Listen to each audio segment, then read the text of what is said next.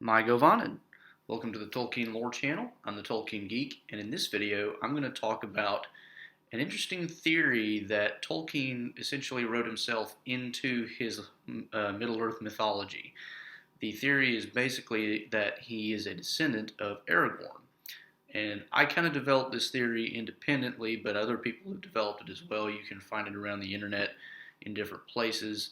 But I want to talk about the reasons that I think this theory has some plausibility to it, and also some of the potential problems with it.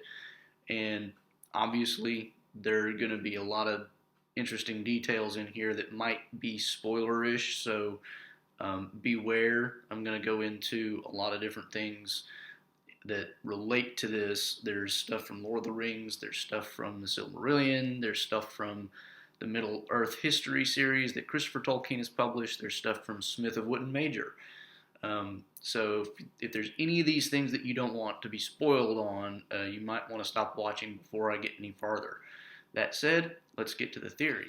So the basics of the theory I formulated on my own based on the name that Aragorn gives the name of his house at the end of The Return of the King.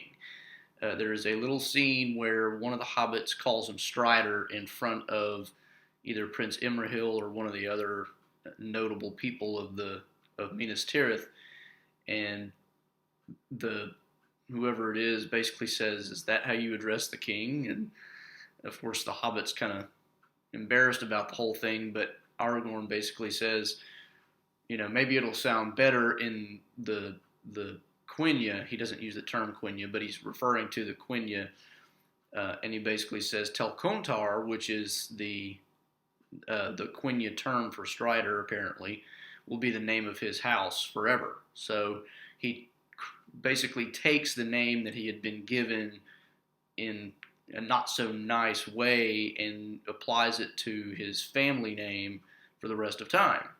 Now, the reason I think that this helps the theory is Telcontar is actually very similar to the name Tolkien.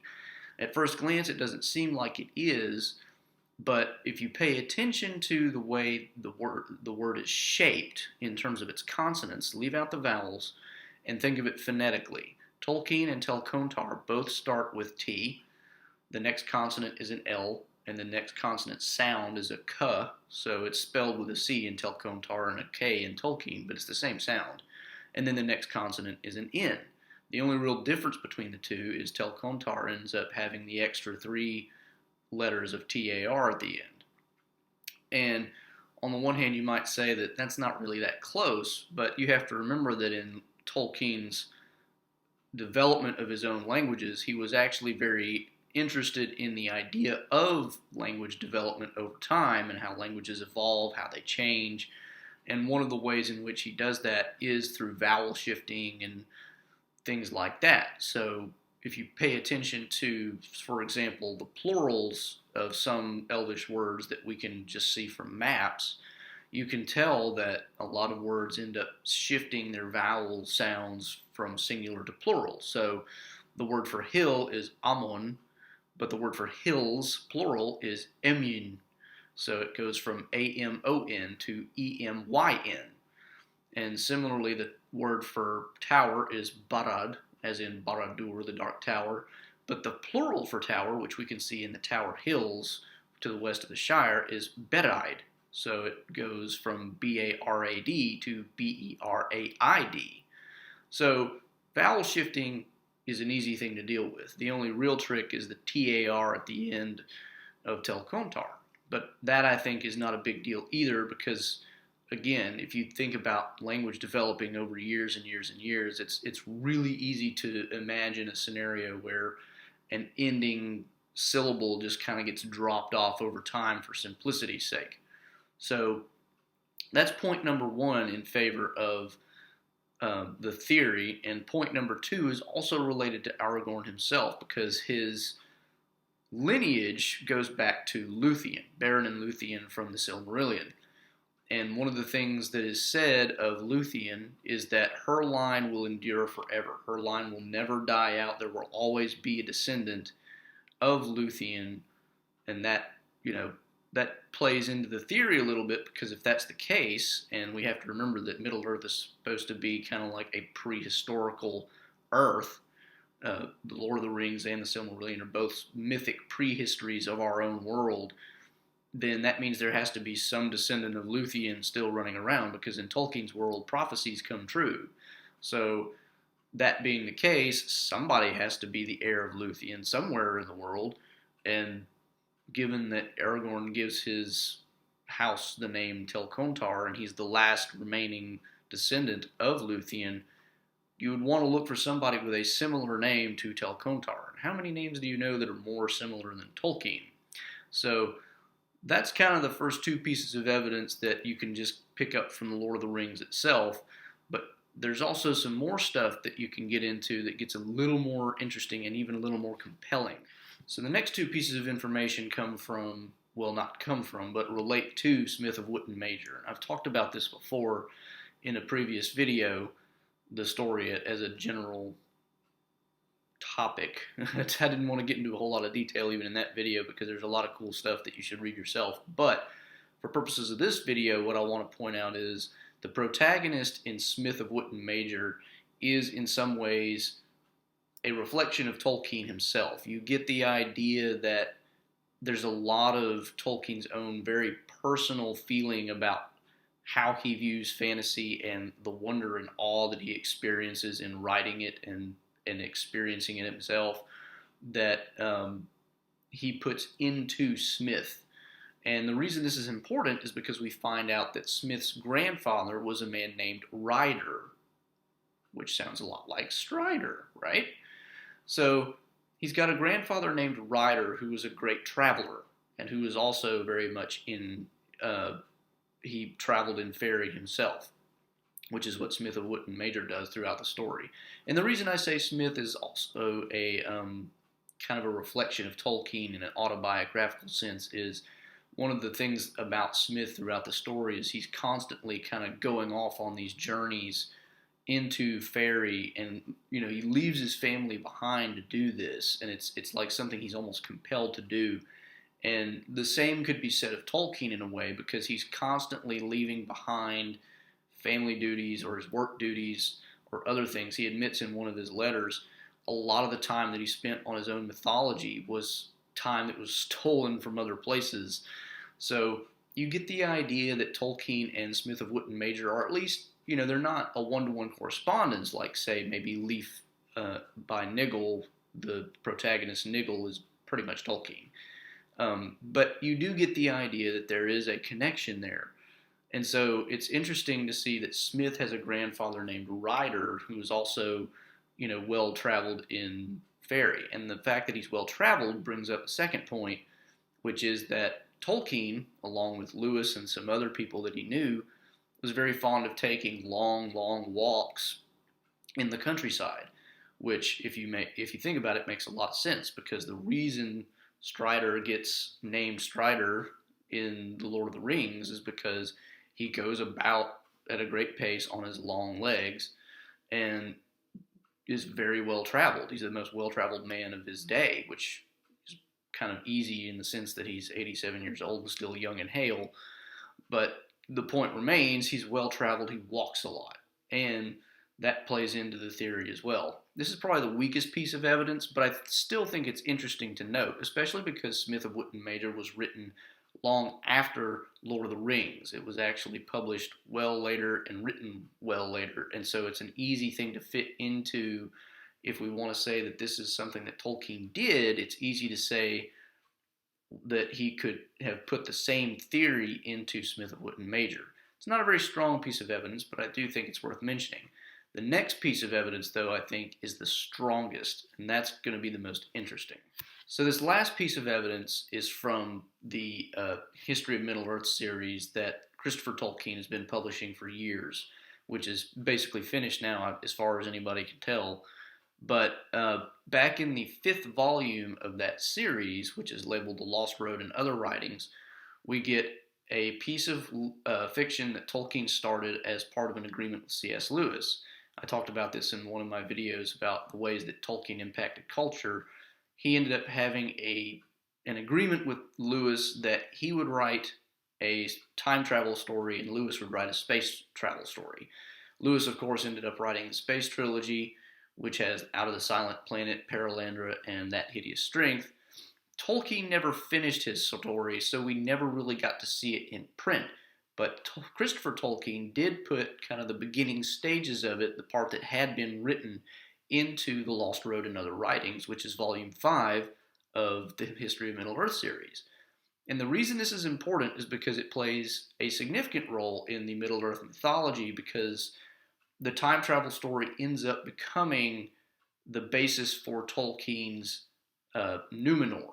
So Numenor is basically Atlantis. It's an island that sinks because of the degradation of its people, who end up essentially challenging the Valar directly at the behest of Sauron. And the reason it's interesting is because The Lost Road ends up being a story about a man in England who ends up basically being given the opportunity to travel back and see Numenor just before it sinks. And he's given this opportunity by none other than Elendil. Now this is where it gets really interesting, because the protagonist himself isn't named in any way that you would think that he was Tolkien. But the thing about him that makes his character kind of interesting at the very beginning of the story is he keeps getting, it's not really clear, but some kind of either auditory inspirations or some other kind of inspiration of some language that he just gets snatches of. He just gets bits and pieces, and he calls it Elf Latin. And the reason this is important is because Tolkien called his languages, one of his early languages, the Quenya, again, the same thing whenever he was developing it. You can actually find that in letters that he wrote to his wife Edith, that he called his early language Elf Latin. So it's a very clear correspondence that the protagonist here is in some ways playing the role of Tolkien in the story, in that he is in a different sense, of course, because the protagonist is essentially getting it through direct inspiration, whereas Tolkien is doing it creatively and working it out himself. But it's still an indication that it's kind of a substitute for Tolkien. Tolkien is kind of putting himself into this story. And when Elendil comes to him in a vision or dream or something like that, he and offers to give him the chance to go back in time, the protagonist notes that Elendil reminds him of his own father. Now, the reason that's important, of course, is because Elendil is the ancestor of Aragorn, and if Aragorn is then, by definition, would have to be the ancestor of the protagonist, if indeed Elendil is related to his father, since they look alike, right? If that's the case, then we can also put together that he must be the ancestor of Tolkien, because Tolkien is the protagonist in the sense that they're both, doing this language development of Elf Latin. So you've got this connection of Tolkien is in the story as the protagonist. He sees Elendil, who looks like his father, which indicates they're related, which means they must also be related to Aragorn. Aragorn is the only remaining descendant of Elendil at the time of the Lord of the Rings. So there's no one else you could be descended from other than Aragorn and still be descended from Elendil. So by definition, if you're descended from Elendil, you must be descended from Aragorn, and that means Tolkien himself, if he really is kind of putting himself into the Lost Road story, is also descended from Elendil and therefore Aragorn. So in my opinion, that's the strongest piece of evidence for the theory, because it's the most obvious tie of Tolkien to one of his own stories, and it's the most obvious tie to being a descendant of the Elendil-Aragorn lineage. So those are the reasons that I think the theory has a lot of plausibility to it. Now I want to get into a couple of the potential problems with it. The first major problem with the theory is that, going back to the language issue and Tolkien's language development, Telcontar is apparently based off of a root that means either stalk or limb or leg. And you can also get this information from the Lost Road itself, which is, it contains a lot more than just that one story. But in the Lost Road, which is the Lost Road and other writings, it contains an actual etymological dictionary of different Elvish words that Tolkien has started. You can kind of tell there's different entries with different definitions and whatnot. And the word specifically that we're looking at here is the word telek, which is given the definition stalk, stem, leg. And it's a Quenya word, and it has a Noldoran analog.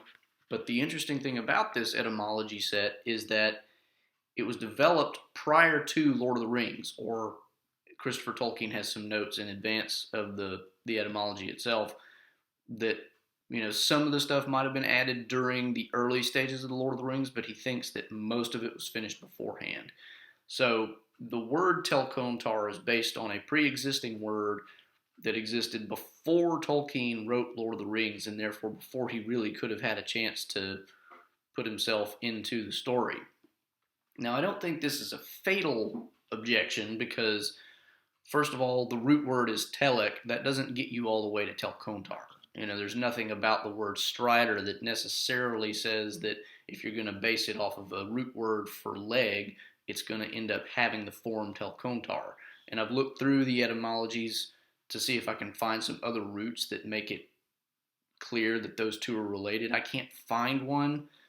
Now, there might be some other older ones that are, other information out there in some of the more academic publications on Tolkien's language development that shed more light on this. But as far as I can tell, there's nothing for sure that shows that, the form Telcontar would have been clear before, the Lord of the Rings was written.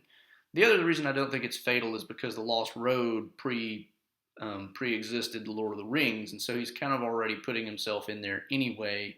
So the fact that the root word telek is already there doesn't necessarily kill it, because you still have to come up with the full word Telcontar, and of course, he manages to do that by shifting around the way the word actually fits together with some other root words that he might have developed, as he was writing Lord of the Rings to fit the purpose of making himself a descendant of Aragorn. So that's number one. Number two is, again, language related, but in this case, it's about Tolkien's own name.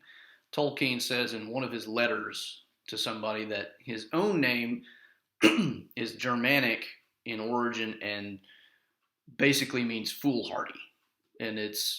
But of course, in that same letter, he basically points out that, I don't think that, I'm necessarily foolhardy. So, he's making a point that the name doesn't necessarily apply to who I am as a person or anything. But it is interesting to note that he does already know of a theoretical etymological derivation of his own name. And you get the idea that when he brings that up, he's saying that's the best explanation. It's not necessarily something that he knows for sure, because a lot of names and a lot of words we just don't really have good etymological histories for. So, on the one hand, this is kind of problematic because his name theoretically has a meaning that's not the same as Telcontar.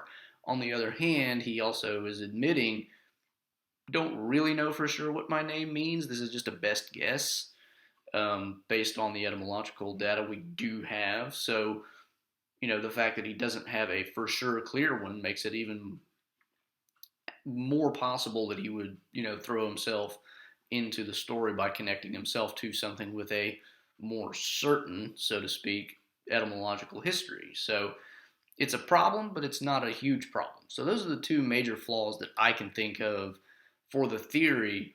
But I'd be interested to know if anybody else has any other thoughts on it. Do you know of any other, problems with the theory? Can you think of any other evidence for the theory?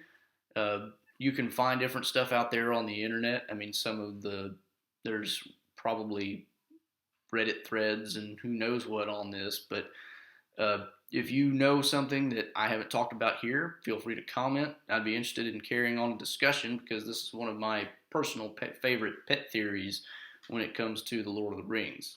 So that's the theory that Tolkien is descended from Aragorn in the Lord of the Rings. If you enjoyed that theory and think it's worth learning more about Tolkien and the worlds that he created, please subscribe. You can also follow me on Twitter at JRRTLore. And if you like this video in particular, please like it and share it around.